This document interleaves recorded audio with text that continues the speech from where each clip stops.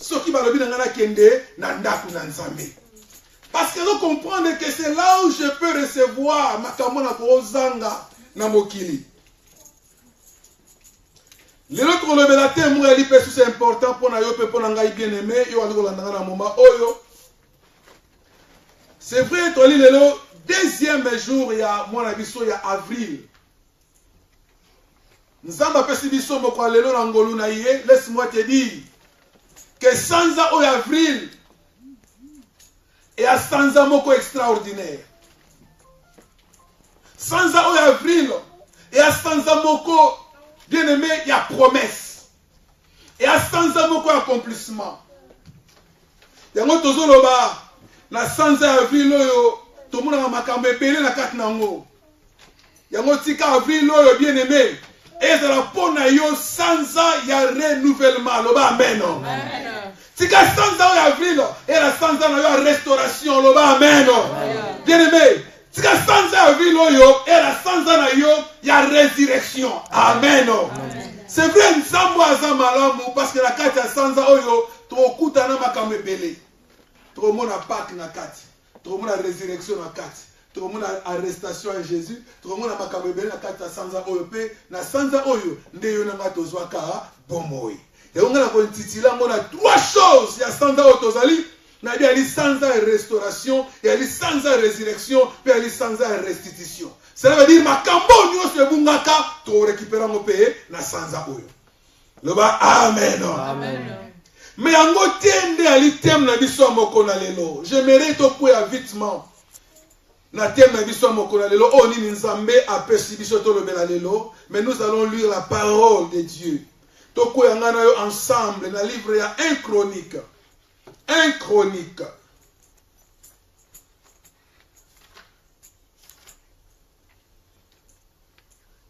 Un Chronique, bien-aimé dans le Seigneur. 1 Chronique. Na verset na yango 1 Chronique chapitre 21. Na verset na yango tokobanda na mwa likolo muke na verset na yango 10 ti na verset 13. 1 Chronique. Na lingi mati alelo to sosola yango bien aimé parce que c'est Dieu a besoin de comprendre quelque chose. Je dois dire la parole na verset na yango 10. 1 Chronique 21, 10 à 13e verset. Va dire à David, ainsi parle l'Éternel, je te propose 3 fléaux. Choisissez un et je te frapperai. Gad alla vers David et lui dit, ainsi parle l'Éternel, accepte ou 3 années de famine ou 3 mois pendant lesquels tu seras détruit par tes adversaires et atteint par le peu de tes ennemis, ou 3 jours pendant lesquels l'épée de l'Éternel et le peste seront dans le pays, et l'ange de l'Éternel portera la destruction dans tous les territoires d'Israël. Vois maintenant ce que je dois répondre à celui qui m'envoie. Verset 13, David répondit à Gad, je suis dans une grande angoisse. Oh, que je tombe entre les mains de l'Éternel, car ses compassions sont immenses. Mais que je ne tombe pas entre les mains des hommes. Alléluia. Éternel Dieu, accepte que ce message du jour et sa place le colon abisso au nom de Jésus. Bien aimé, il y avait quelque chose où les gars qui pouvaient comme la bisca autotangi les lots. Ezali bana Israël na mukonzi na bango na kombo ya David. L'homme selon le cœur de Dieu. Mouton Nzamba poni, Nzamba lobi non David c'est toi ndo kotambusa libota na ngai. David a donc konza libota na Nzambe. Mais il y avait quelque chose qui s'est passé. David a ekosala otobengaka tangu Satan akoti na motema na ye. Habito sala dénombrement. Toyeba maintenant to komi combien. Alléluia. To comprendre to komi na nombre combien na territoire na biso.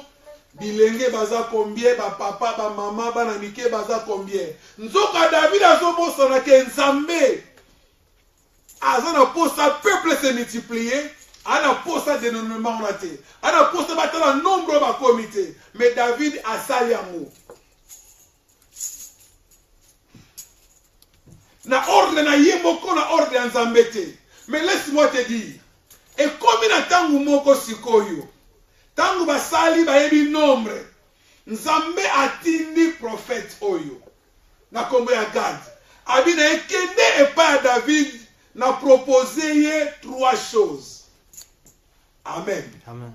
Nzambe a proposé David makambu misato.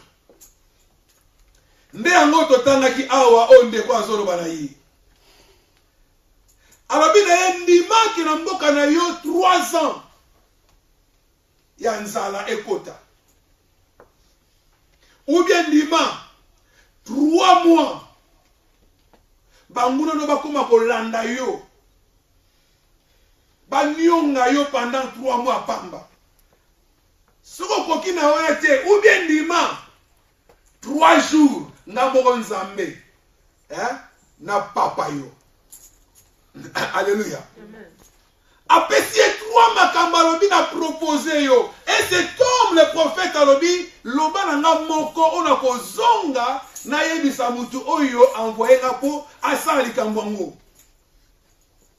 Bien aimé, awa biska to tala lelo. David a répondre et pas à mutu oyo. Na verset 13 biska mama likambo na biso ya lipe biska thème toujours retiré. Alobi que je tombe entre les mains de l'Éternel. Alobi malamu na kweya na ngana maboko ya Nzambe. Alléluia. Amen.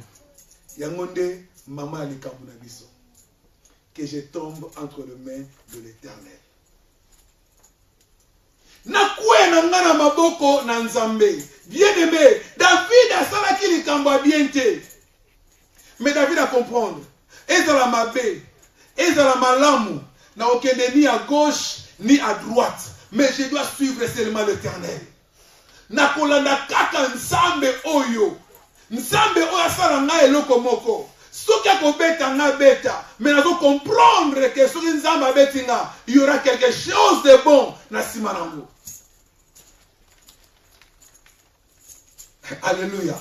Bien aimé, nina lobake pour na yo pe na ngai na vie na biso na ba circonstances pour vivre na makambu tout ko participer to mona ba ko sela biso mais loko muka sina tombola ka mungongo na lobaka vomie na kwe na maboko na Nzambe ke na maboko abatu. Parce que si na kwe na maboko na Nzambe, Dieu me traitera selon sa justice. Akosala ngai na frappe ko beta ngai mais un jour avec pour tika ngai akolo bana tiki on pe mamuke. Alléluia. Mais nous sommes là en train de se confier. Donc quand je dis je me confie à l'Éternel aussi. J'aimerais bien souffrance nangai et dans ma boko Nzambe. J'aimerais bien passer nangai Nzambe nda traitango ke mutamokila traitango. Na mokanda na biso ya Esaïe bien aimé na Esaïe 2 na verset 22. Makomina Nzambe lobi na biso cessez de se confier aux hommes bien aimés. Tika ko se confier pas ina bato. Pourquoi? Parce qu'un homme il y a que le souffle. Muto azangine makoki ebele. Bato belé ba koma ko parcourir bien aimé, ba nga ba tomber entre les mains des gens. Nasi toyebi na makomina Nzambe il y avait une femme. Mona moso a perte de sang, na souffrance na ye. Akena ko luka Nzambe te. Amen. Pendant tout ce temps, 12 années, elle n'a pas si. Akena ko luka Nzambe te. Mais lui, il cherchait le médecin. La Bible déclare ceci. Que cette femme, elle a tant souffert entre les mains de médecins. Bien aimé, pourquoi elle a beaucoup abattu? On a une solution pour la vie. Mais pourquoi elle a beaucoup Nzambe? Et ça qui malamu. Et dans le salon qui m'a bien, tu peux recevoir quelque chose. Il y a un mutu moko. Yoba kuki ko finga. Yoba kuki ko lobake maladi no esi la kate. Yoba kuki ko bengo na ba qualification nyonso. Mais sache une chose. Kende ko kuya kana maboko na Nzambe. Nzambe wa lomolaka soni. Nzambe wa lomolaka batu kolela akopanguso pinzoli wana. Ne te confie jamais na maboko ba médecin. Ne te confie jamais na maboko ba tumoko songolo. Mais l'ingaka priorité na yo olobaka que mieux vaut tomber entre les mains de l'Éternel. Ozo finga ngai na kobetelo maboko c'est mieux. Ozo critiquer famille, ozo critiquer mutu songolo. Nous disons gloire au Seigneur. Vaut mieux tomber entre les mains de Dieu que de tomber entre les mains des hommes. Alléluia. Yango matia na nga lelo yango na bien-aimé dans le Seigneur. Oyebi ko kuya na maboko na Nzambe. J'ai des exemples na kopesa biso lelo. Ko kuya na maboko na Nzambe bien-aimé, c'est avoir une solution positive. Et donc ma vie na yo ko changer. Maboko na Nzambe na ndela mususu bien-aimé. Oyebi na nga lo ba exemple moko. Pourquoi na maboko soki bazwi bâton ya ba berger bâton ya Moïse on ekotambola nango bapesi ngai. Alléluia. Na simbi bâton wana bien aimé a des fois ko edenga na eloko te. A des fois ko edenga pour natambwisa ba mpati ya pamba. Mais lorsque ce bâton zaki na maboko ya Moïse, le bâton a fait une autre chose. Est-ce que vous comprenez ngai? Bâton on est kabola ki mai, bâton est bon on ki nyoka échanger. Et c'est pour cela que l'on a yo. Tout dépend na maboko esimbiango. Alléluia. Et loko nyonso la vie na yo, ils ont dépendre kaka na maboko esimbiango. Tu peux avoir des richesses, tu peux avoir tout bien aimé. Tu peux avoir aussi rien, mais le maboko esimbi, ça peut changer l'histoire. Alléluia. Ça fait changer l'histoire. Il faut mieux tomber entre les mains de l'Éternel que de tomber entre les mains des hommes. Maboko Nzambe bien aimé et changer l'histoire de la vie à Moutou. Dans les moments où on a combat Jésus, nous n'avons pas le temps de lire. Il y a longtemps à soi testamento. Mais laisse-moi te dire. Dans mon canal, on a vu sur Luc 9:14. Tu peux lire à la maison. Dans Luc 9:14, bien aimé. Batu bayoki malaba na Nzambe, bayoki parole, bayoki message, mais bazangaki ya kolia. Yesu atuni. Balobi, nous n'avons que, il n'y a que deux petits poissons et 5 morceaux ya lipa. Est-ce que nous devons comprendre ngai? Alléluia.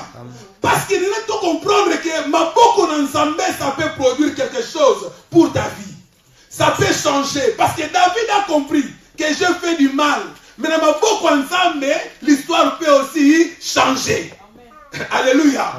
Dans ma boko Jésus, tant ma parole va passer, bien aimé, tout dépend dans ma boko de Simba. Viens en moto. Tout dépend de main qui le tiennent, bien aimé. Tant ma mémé Jésus ma parole. C'est à 5 morceaux. Mais laisse-moi te dire, si c'était moi, ma parole 5, et toi, Thompson, Miso, mi balai, on pouvait même trouver que non, ok, toi, tu es un miso, toi, tu es un modèle.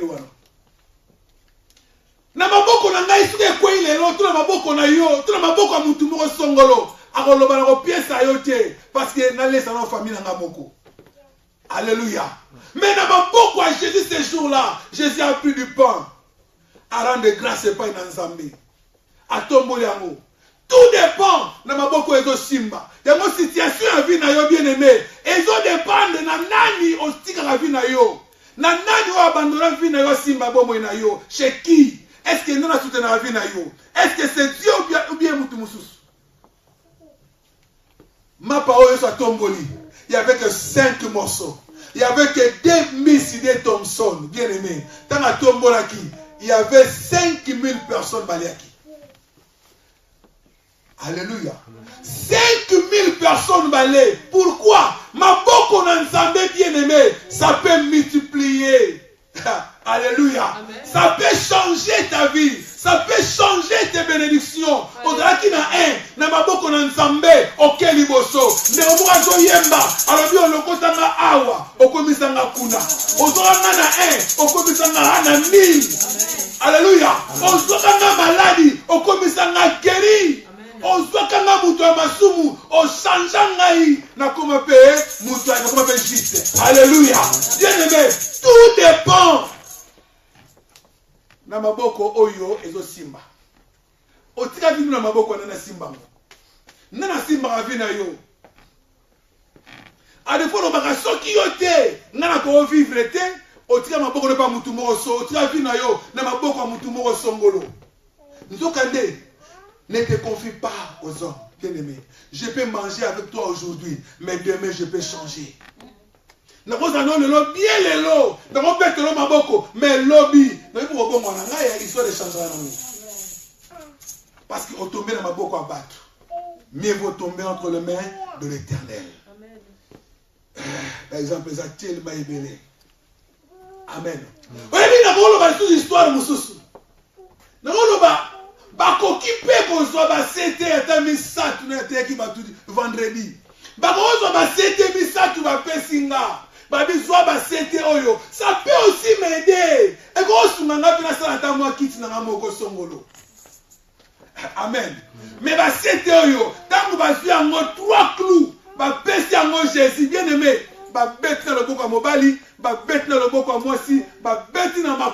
Ça donnait la vie. Et pas Alléluia. Amen. Bien aimé. Tout dépend des mains dans lesquelles il se trouve. Alléluia. Alors, tout dépend de ma boko ou esimbiam. Na maboko ya Jésus, c'était où il peut suffire. Na mokili mobimba. Moi et toi, nous sommes en train de vivre. C'est parce que Jésus avait eu quelque chose et puis qui na maboko na ye, ça donnait la vie. Donc de milliers, de milliers, de milliers. Pepe ça sali na mokili mobimba. C'est pour sa propre famille. C'est pour aider sa maison seulement. Mais pas une ensemble, c'est la multiplication. Dieu multiplie, bien aimé. Dieu multiplie, non seulement pour toi, mais pour tout le monde. Et lui-même n'a pas besoin de recevoir quelque chose. On a besoin de l'eau comme mon côté. Bien aimé, tout dépend de main de ceux qui changent. À changer un peu Missa Nabiso. Même si tu concerne ton boulot, tu peux déposer ça entre les mains de l'Éternel. Et on te le tout bon drapeau dans Missa Nabiso. Parce que Dieu change même notre boulot. A la capacité à changer le boulot na yo. Puisque ça qui n'a 0, à partir sur au moins 1 à changer. Parce que tu as déposé ton travail entre les mains de l'Éternel.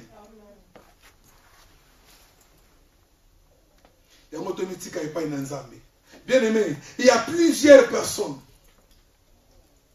Il y a des choses, il y a des choses où il qui ne peut tomber dans ma boko à batou. Pour tous les échecs. Il y a des choses où il que tu te confies, on n'a pas de moto, mais il y a une déception. On va dire que je croyais qu'il y a une sungangaï. Or c'est lui, la question n'a pas grave.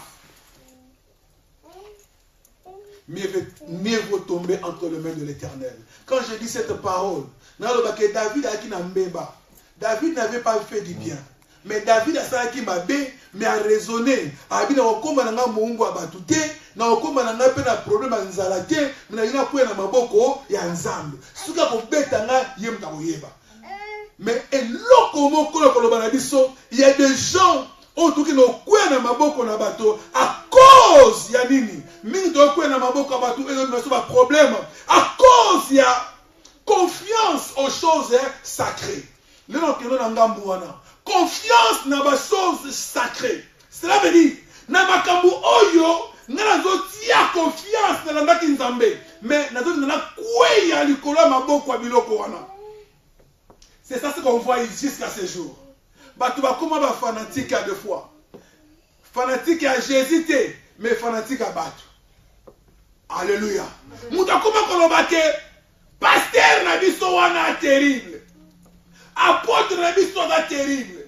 Donc, mutu se confier plus na mutu que confier pas na nzambe ou aza kati na mutu wana. Et laisse-moi te dire, lorsque tu te confieras beaucoup de temps, tu passeras ton temps et on se confiera et pas na mutu, non pas na mutu, atia mutu wana zala.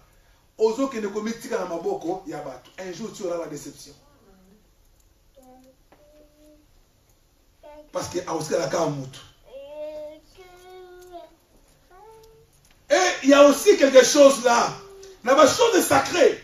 Dans le canal de 1 Samuel 4, si je ne me trompe pas, 1 Samuel 4, le verset numéro 3, il y avait quelque chose. Élie, qui sacrificateur. Na série wana. Mais tant que vous avez na bitumba bakiko bunda, bien aimé. Na bitumba bakiko bunda. Le corps là ba beta qui ba pas ba Philistin. Ba Philistin ba gagner bango. Mais ils ont résolu. Balobi non, maintenant tu retiens confiance dans biso. Dans la chose sacrée. Dans la 1 Samuel 4 et 3. Donc on tient confiance dans la chose sacrée. Qu'est-ce qu'on va faire? Ton bengisa arche nzambe eya. Bien aimé, Nabisi n'a confiance et pas dans nzambe. Parce qu'on a confiance dans l'arche maintenant. Lorsque l'arche viendra, trop long à Philistin. Bien aimé, or c'était le contraire. Archeya, ba beti bango, Archeya, ba sambusi bango, Archeya, ba botoli bango na archango. Chose compliquée. Alléluia. Et nous on dit la confiance est que yo me kuenda, ba kenango bien aimé, ba bien kei. Confie-toi à l'Éternel. Amen. Confiance aussi dans le mystère, les choses sacrées. Les onctions d'huile. Alléluia. Onction, il y a ma fouta. Bien aimé. Ba mingi ba kota na mbeba. Tomber entre les mains des hommes, c'est lorsque on a confiance na yo, on a battu que la même fouta wana d'olive. Et où t'as-tu vraiment en Israël, dans Jérusalem, au sommet ma fouta wana nango. Bien aimé, lorsque tu mets ta confiance en nango, alors tu te tombes entre les mains des hommes. Alléluia. Amen. Chose de Moussoussou, et elle est chose sacrée, nous devons se confier dans la prophétie. La prophétie. Na prophétie. Alléluia. Donc, quand on a prophétie, mensonge fanda. Balabi ke okoma président, bien aimé. Okoma président balakayo. Okoma président balakayo. Okoma si 20 ans, 40 ans, 50 ans. Okoma président balakayo. 60 ans. Okoma président. 60, 70, 80. Okoma président. Alléluia. Sinon okufa na oké. C'est confier. Non, je dois chercher là où il y a l'onction, là où il y a un prophète, prophétesse, à prophétiser pour m'en comprendre. Là, il va vivre dans les années. Quand on se confie dans la chose sacrée, bien aimé, elle dit qu'on se confie dans ma boko, il y a battu. Et tu auras un problème demain. Est-ce que tout le monde comprend un gars? Bien aimé, mais message n'a dit soit l'élo. Est-ce que toujours l'inganzambe oyo a c'est la mission du kamebele.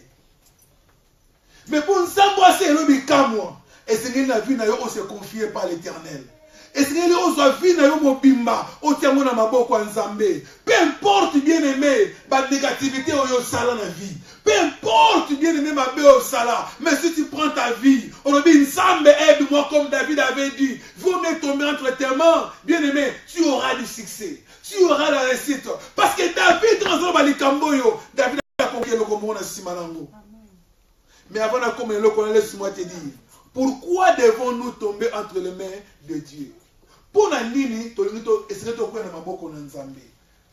Pour la nini esengeli okuya na maboko na Nzambe tous auront un point oyo. Pourquoi Nzambe a besoin atteindre au sala mabe, atteindre au sala malamu, atteindre au sala la bénédiction, atteindre au sala malheur, malédiction, atteindre au sala botutu, atteindre au sala liboso, atteindre au sala maladie, mais Nzambe azolinga tokuya na maboko na ye pourquoi? Bien aimé, il y avait une femme qu'on attendait, elle disait, ah, ma perte de sang. Elle avait qu'on souffrir entre les mains de médecins, de plusieurs médecins. Mais il y avait un jour cette femme-là. Elle a dit non. Mais maintenant, nous avons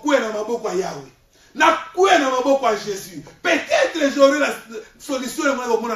Bien aimé, à Jésus, à Sibika Kelamba, tomber entre les mains de l'Éternel. Pourquoi devons-nous tomber entre les mains de Dieu ou bien entre les mains de l'Éternel? C'est parce que Dieu ne peut jamais profaner son nom. Amen. Nzambe a profanaka kombo na yete. Kombo na Nzambe zalaka jamais ridiculisé. Il y avait des gens, moi na mobali oyo bien aimé na Biblia. Ba si biso moi na ko ma ndeke. Aneko bela sérieusement. Ceux qui m'a dit juillet, azoko ya même likolo, ya moto pour s'agiter par-ci par-là. Mais papa ne a lobi na Yesu. Alobi Jésus. Na mema ki pa ba disciple na yo. Ba sambeli mes solution mozo monana te. Alléluia. Solution monanité. Mais laisse-moi te dire.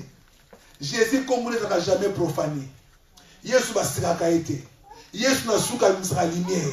Attends, si on se confie pas à Jésus, il y aura la lumière. Attends, qui n'a malédiction, si on se confie pas à Jésus, il y aura la délivrance pour ta vie. Amen. Même vie dans la qui m'a bé, Nsamba na makoki a changé en mode susu. Comme on est dans la profanité, alors bien bango, boyer la mamutangwawa. Bien aimé, Jésus a prié pour ces jeunes garçons à Biki, à Téléma. Jésus comme on est dans la ridiculisé. Donc c'est très important. Yangai na yo, toyeba ko se confier et pas y na Nzambe. Toyeba ko tika ba vie na biso et pas y na Nzambe.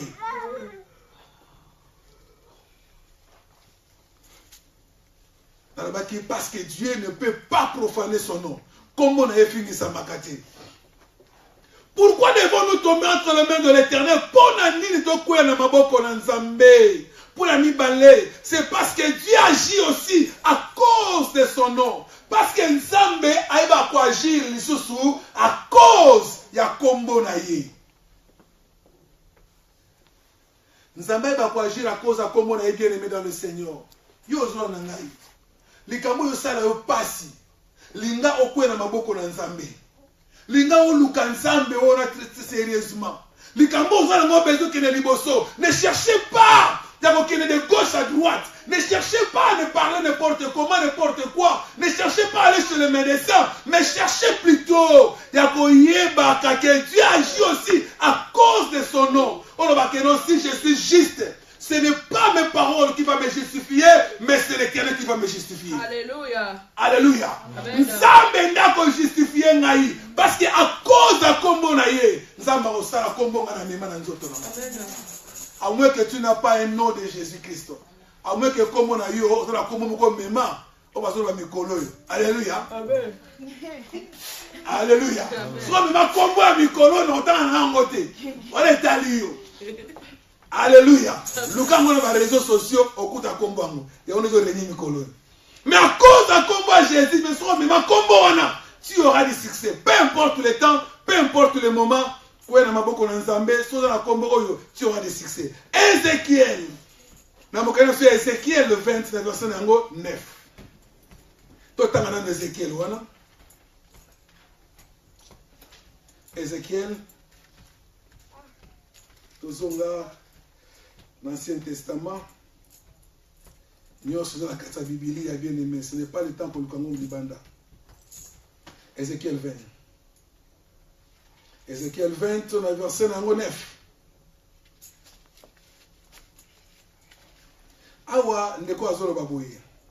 Néanmoins, j'agis par égard pour mon nom, afin qu'il ne soit pas profané aux yeux des nations, parmi lesquelles il s'est trouvé, et aux yeux desquels je ne t'ai fait connaître à eux, pour le faire sortir de l'Égypte. Awa nzamba zolinga kolobana bana Israël que soki babimaka l'Égypte va kufi na nzela te. Alléluia. Soki nzamba memaka bango na destination, c'est parce que Dieu voulait dire que nalinga te kombo na za profané, je l'ai déjà dit na bisika oyo, pe nalinga eba ko agir à cause ya kombo na ngai. Parce que na sala ki bikamwa, moko quelque part. Et c'est ça que tu vas comprendre la cause de mon nom. Dans le peuple quelque part, bisika oyo ba komi. Dans le bi Ézéchiel 29 verset 9. Nzamba lobi asala kapé à cause ya kombo na ye. Demona mibwaka na maboko na Yahweh. En fait que à cause ya kombo na ye, Dieu va te sauver. Nzamba ko bimisa yo. Atena libulo komo zinda, nzamba ko sikola yo. Atena passion zanango, Dieu va faire quelque chose, bien-aimé. Ah, nzamba ça merveilleux. Pourquoi devons-nous tomber entre les mains de Dieu? Pourquoi devons-nous tomber entre les mains de l'Éternel? C'est parce que Dieu agit aussi à cause de sa justice. Alléluia. Nzambe a ça rappelé à cause de la justice. Dieu va nous faire du bien, beaucoup de bien. Alléluia.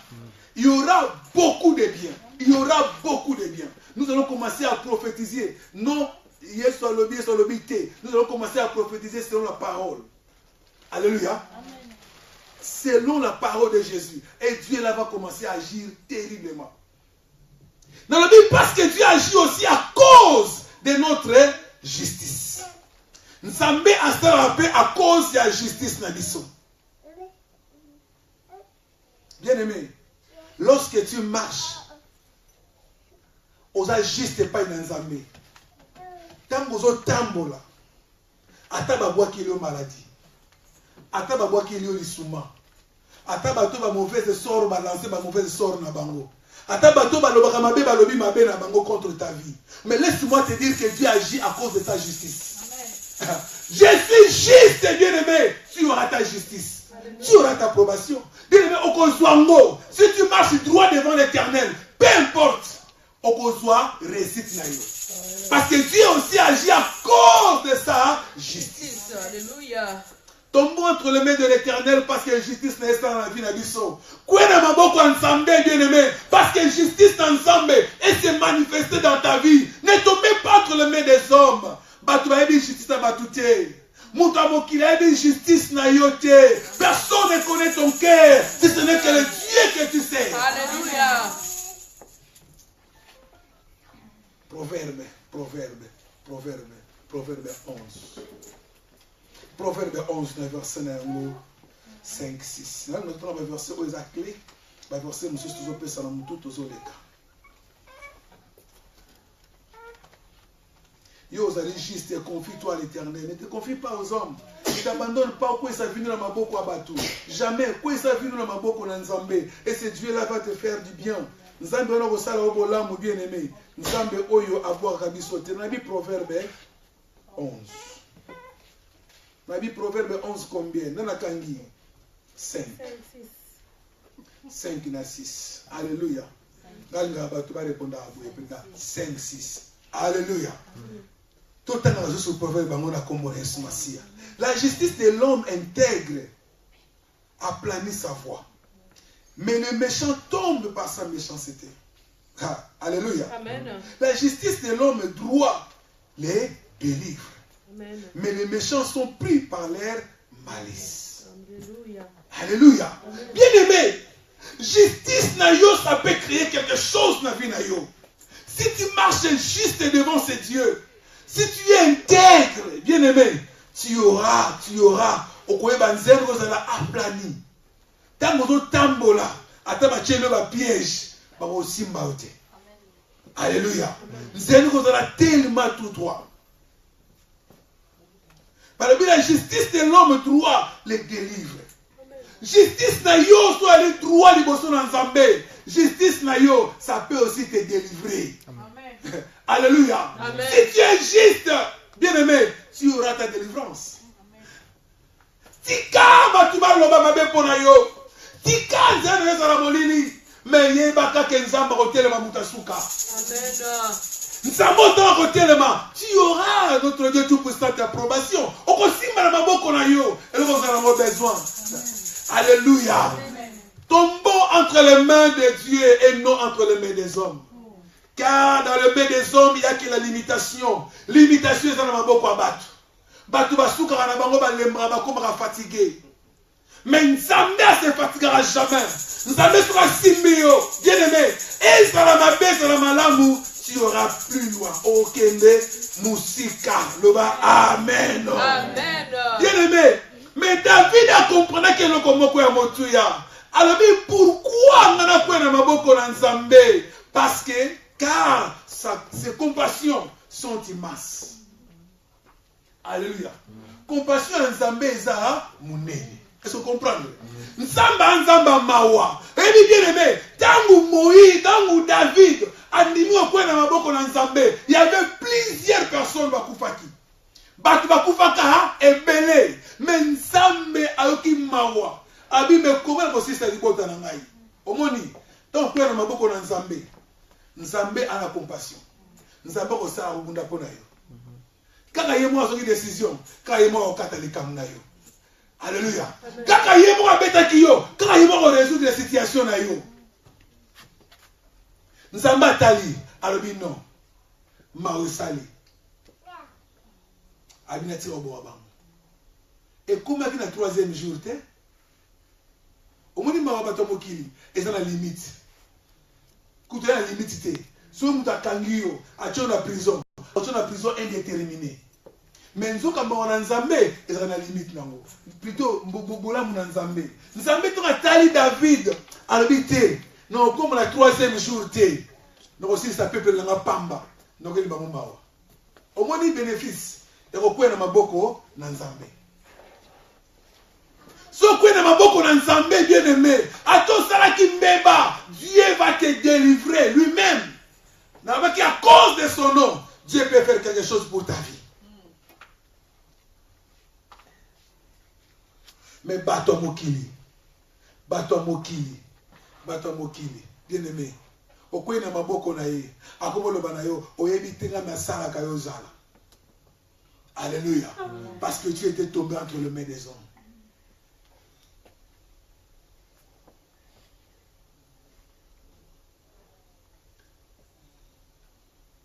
Puis nous la Bible, Jésus a bêti le solo, il y a Moutoufa dans la bolingo. Jésus a dit ici comment il y avait quelqu'un à où tu voyages à Okende, bah à quoi il n'a pas beaucoup de babandi, bien aimé. Il y a mon avis à Yokeba. Ce n'est pas n'importe qui qui peut courtoiser. Alléluia. Soyez mis au thème, tu es Adam n'a été. Il faut faire attention. Moutou à quoi il n'a pas beaucoup de brigands, bah bétail réglementaire. Tomber entre les mains de Yabatou Mabé, bien aimé, tu seras frappé,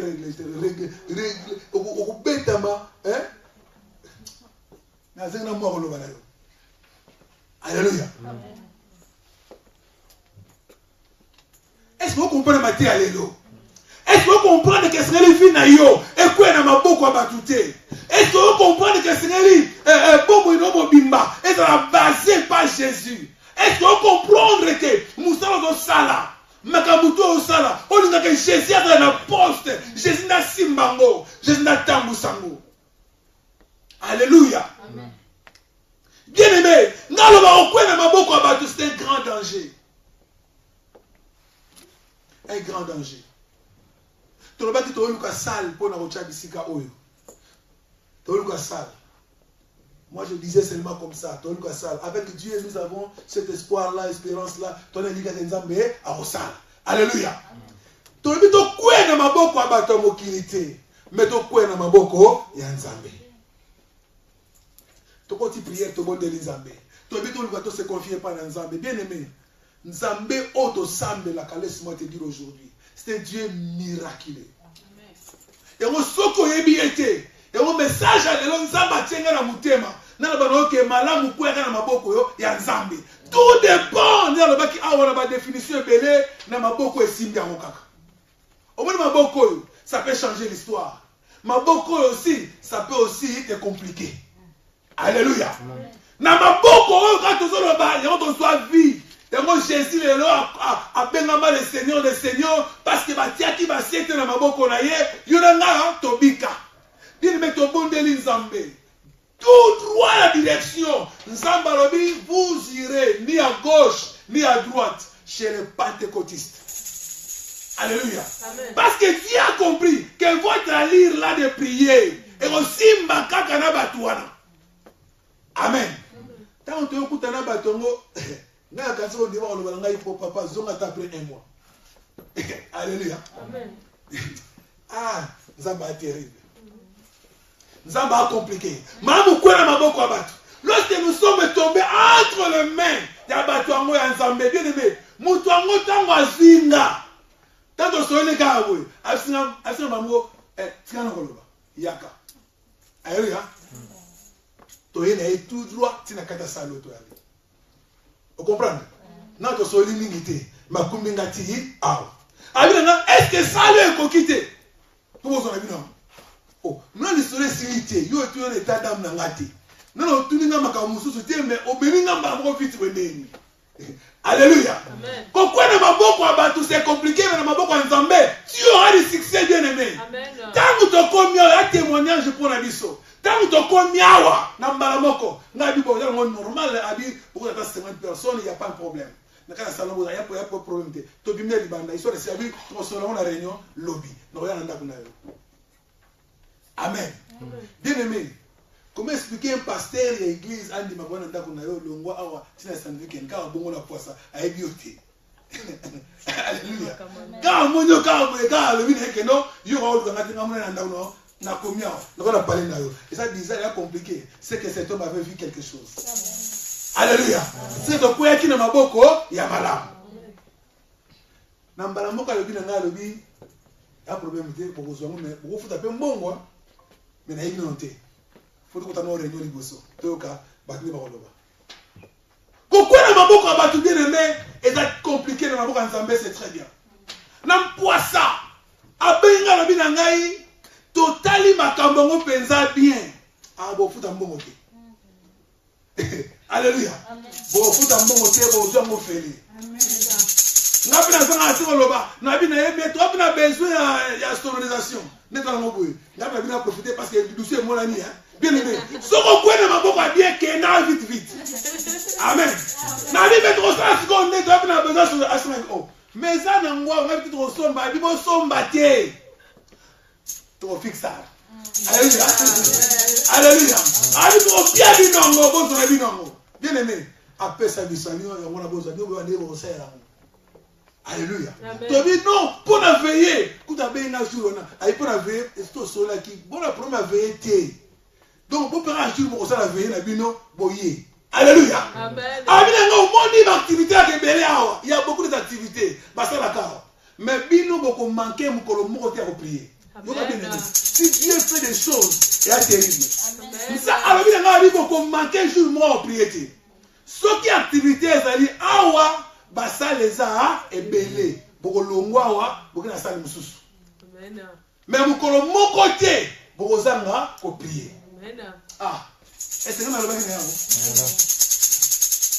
Pourquoi na maboko abatu za compliqué, mais lingo kwa na maboko ya Nzambe. Amen. Mais ce qui est makambo betozo mona, ton di manzambo te.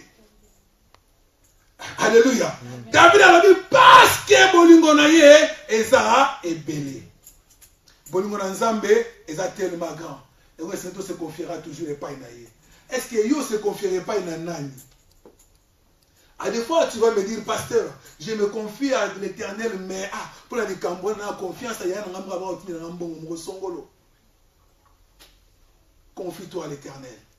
Linga, ke okwe na maboko na Nzambe, et non na maboko na bato.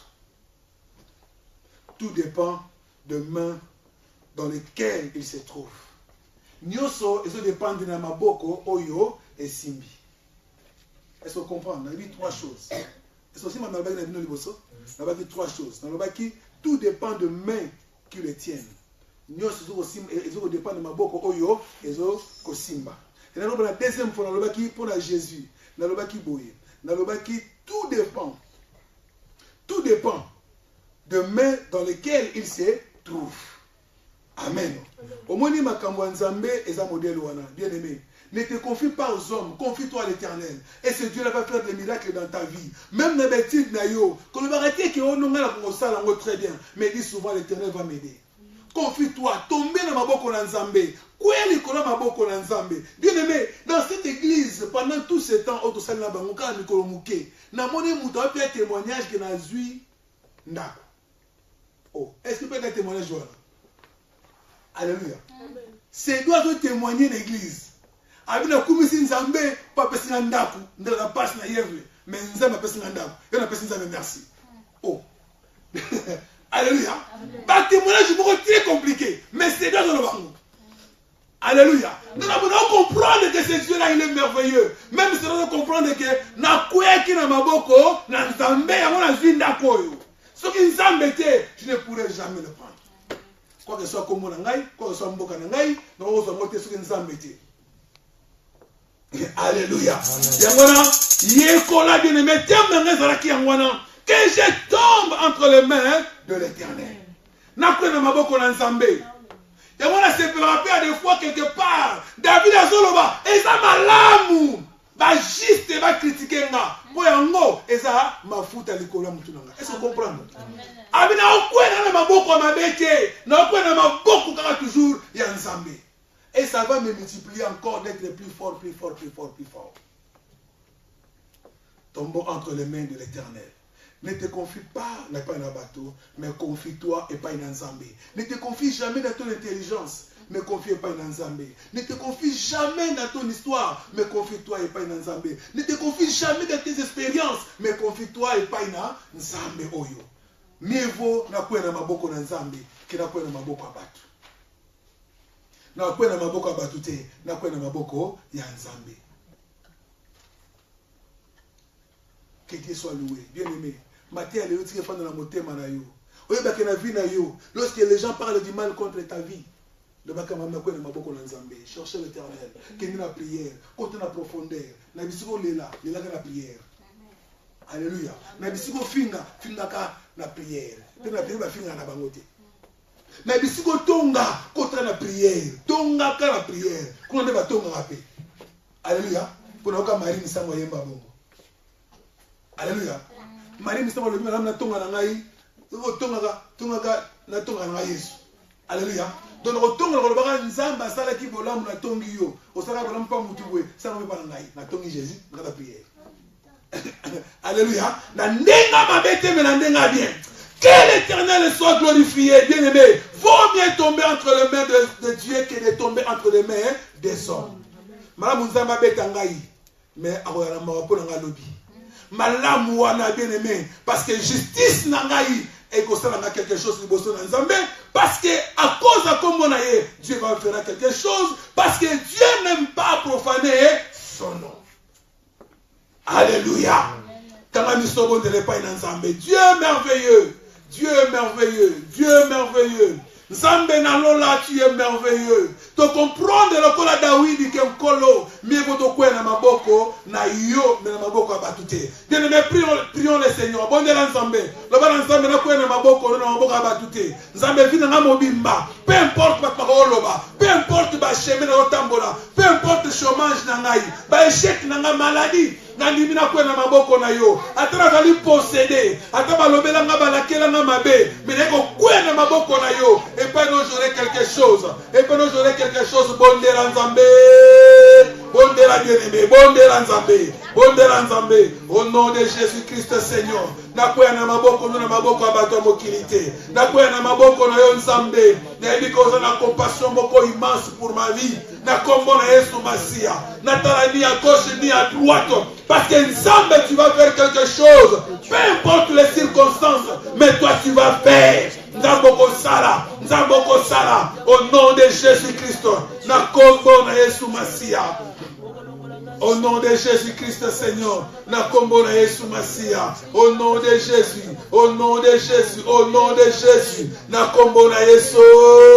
Au nom de Jésus-Christ. Au nom de Jésus. Mieko na kwe na maboko na yo Nzambe. Na maboko abato a mokili. Na okwe na ngate. Na bona se confie pa na batu. Obazaka na pema pamba. Polo di bako seka bako chola ngai. Lo di bako kritike. Mais Nzambe na bomoi.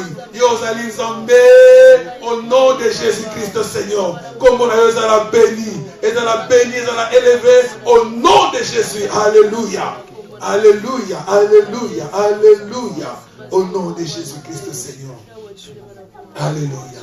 Gloire à toi, Jésus. Gloire à toi, l'agneau immolé. Alléluia. Yahweh n'appelle merci. Merci pour ce message. Merci parce que vous avez besoin de se confier par la batute. Mais tu peux aider dans ma boque, on a un Nzambe. Et on te le dit, parole en place dans le thème. Parole produit beaucoup de fruits. Tu le qui dans boula, tu as moi, Nzambe. Tout le monde a lumière, moko à restauration. Tout le monde a lumière, moko à restitution. Tout le monde a lumière, moko à récupération. Na combo na Yesu Masi Nzambe. Ya na moi otozali, ezala moi résurrection ya vie à peuple oyo. Na moi otozali, ezala moi restitution, pe moi restauration. Peuple oyo bénéficier na part na yo, na combo na Yesu Masi. Au nom de Jésus que nous t'avons ainsi prié.